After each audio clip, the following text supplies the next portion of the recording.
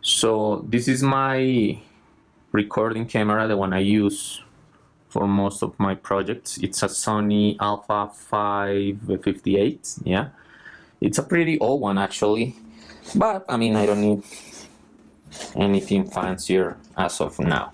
So what the problem is with this camera is that this little screen only works in the back, and this motion here is all you can do with it. So there's no way to see yourself when you're in front of the camera, so you cannot see if it's recording properly, if you are in the right place, anything. And apologize about the dirty kitchen. So I bought this screen, which I still don't even know if it works. I opened it yesterday, but just opened it. I didn't test it, I didn't do anything. So that's what we're gonna do right now. It's a Neewer LCD field monitor.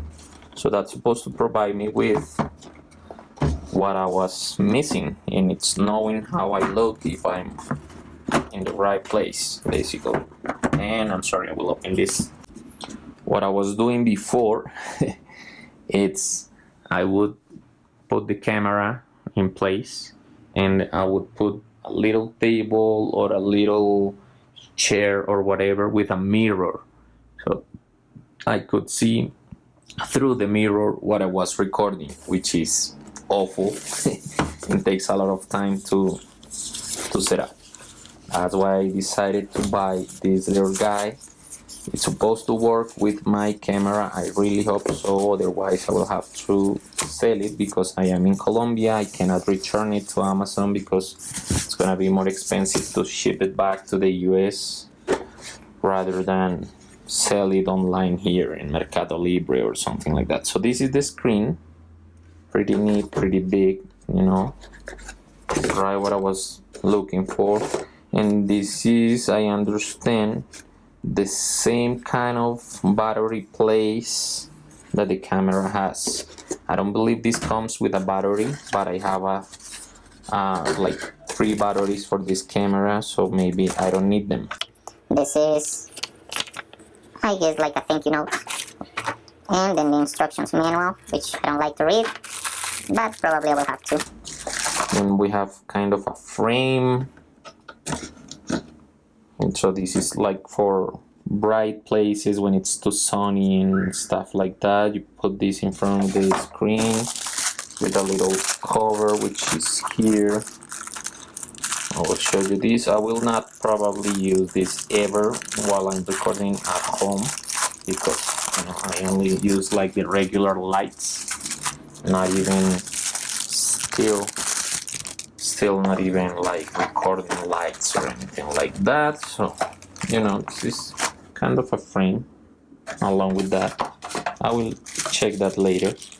So this little thing here is what I was concerned about the most. I will try to insert it in the camera and show you what it does. I hope this is the part that I was concerned about, so I will let you know in a moment. Okay, so what a relief. I will show you. So this is the standard, like socket for, I guess that is for lights and flashes or whatever. And I didn't see that originally, but it has like this little square part there.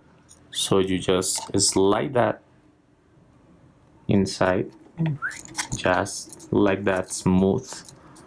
And then of course you have to tighten this up so it doesn't fall, right? And then I also discovered this just now, which is like adjusting, like an angle adjusting thing for the screen.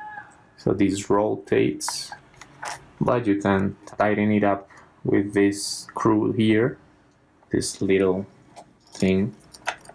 This is still moving a lot, but I guess you can also, the body of the thing, you can tighten it and it's gonna be like right as you need it.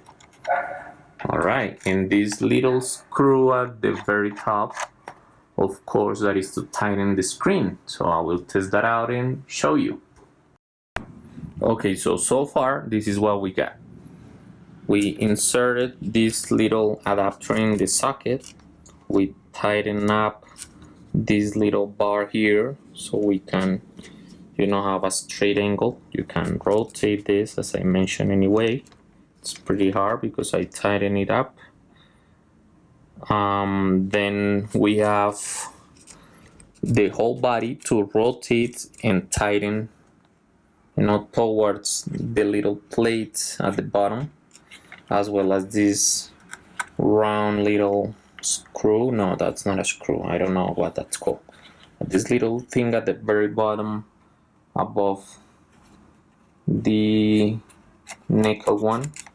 So I first tighten that one, then the body, and then something I don't like, for example, about this screen is that in order to insert it or to install it on top of the adapter, you actually have to rotate the screen, rather than, for example, rotating the screw. I didn't like that part. Not a big deal anyway, but I believe something this big, rotating and trying to be set up in place like this could provoke, the screw to damage faster. And then this little black thing, I will use it to tighten up and secure the screen, of course. Alright, so pretty much like that. Once that's done and it's pretty tight, and I will lose this one a little bit, so I adjust the angle, and I cannot do this with one hand only, but I will try my best, even if I don't show you, which was the idea of the video. Okay, so I just tighten it up a little bit, now a little more, and it looks perfect. Okay, now this plastic protection, I don't like that. I always remove that from whatever I purchase. I don't like things to be forever protected. I like things to display sign of wear. I like to know, I like gear to tell people the wars they have to battle. Alright, so goodbye protection layer or whatever it's called. Good. Now the time of the truth, because this is the really important part. So let me open this first one. Second, I know you should be seeing this, but it was opening back. Alright, so it's an HDMI. Looks like a regular HDMI cable on the side, and then a micro. I'm not sure if micro or mini or nano, because there are different sizes. Is not focusing. Focus. Okay, there it is. So I'm guessing, I don't want to guess, but I will.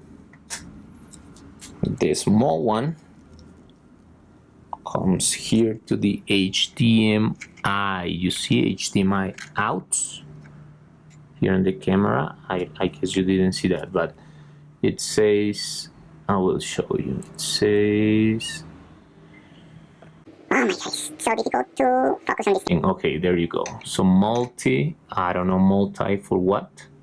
HDMI out, which is the one I'm gonna use, and then an audio microphone one, which I don't use. So HDMI out. See if I can do that without messing my camera. I will put the phone down 1 second. Not necessary. Okay, it's completely in. As somebody told me last night. Just a bad joke. And then the main HDMI, let's say the normal big HDMI, is connected to the screen. I will hold on. Okay, it's fully connected now.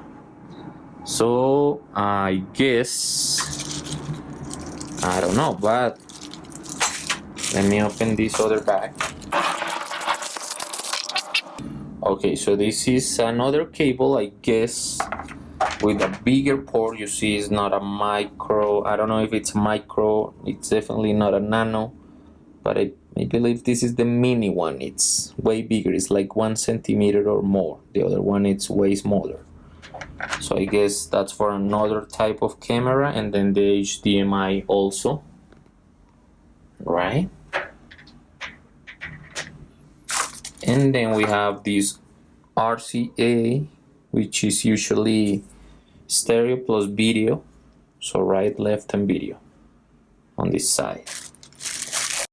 I added this another piece of hardware here, which is this kind of protector, I guess, so you don't unplug accidentally the cable, and brings a little bit of support.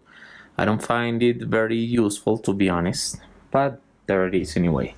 Now the bad news is my batteries, which are the same ones I use for the camera, they don't work. I definitely cannot use my batteries. So now we have a problem that I believe I can solve. It says that the input voltage should be DC between 7 and 24 volts, right? And it says 12 here. Alright, so I will now go grab one of my many adapters, because all Guitar players will understand when I say that we have more power adapters than pedals, right? So I will use that one and see what happens. I will come back. Alright guys, so I couldn't find anywhere, not in the website, not in Amazon, but I bought it, not anywhere. What's the amperage that this screen handles? Okay, I have the voltage only, right, which is 12 volts. That's fine. Center positive, as you can see there, which is fine, but not the amperage. And the amperage is very important because that's actually the current flowing through the cable. All right, so I got this AC adapter, which is center positive, 12 volts, and it says 1 ampere, you see. So I will test it out, and if it burns, then I will have to buy another one. If it doesn't, then we're good to go. I still have to be, you know, checking temperature and everything, make sure it doesn't burn. So this is the time of the truth, guys. Okay, as you can see, the light came up. I don't know what it means. Thing is, I can't even recognize some color, so I don't know if that's a green or a red or whatever. Let me check in the manual first if that light means anything, because I didn't see it in the manual actually. So let me see. It says power indicator light. Okay, so it means that it has power basically. So fuck it, let's see what happens. Turn it on. Now the light turned to blue, which I love. Oh yeah, now I see something. It says no signal. Have no. Oh my goodness, this works beautifully, and holy shit.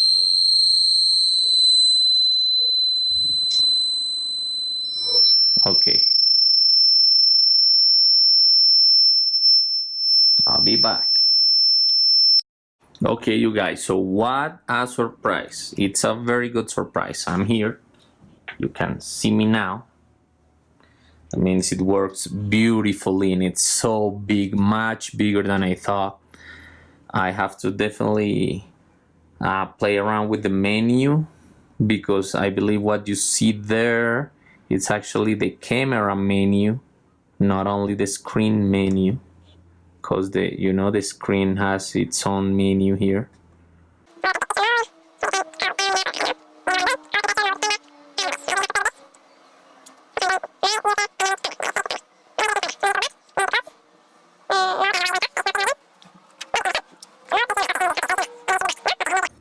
Okay, it's back. Now, I'm glad about this. I don't think I will really use it, but it has this volume thing to see the feedback. You hear it? So that's cool. I mean, I don't know what I could do with it. Center market on or off. Okay, this is cool. It's really cool. Gives you close, right? Save frames. Oh, nice. Okay, so it's like to guarantee you're, you know, in the range, I guess. This F3, red, green, blue, mono, off. Wow, I don't have no idea what that is. And then this focus assist. I don't know what it is either, but I guess, yeah. I guess I just have to play around with this menu, basically. It has a lot of things: language, center marker, yeah, few things there.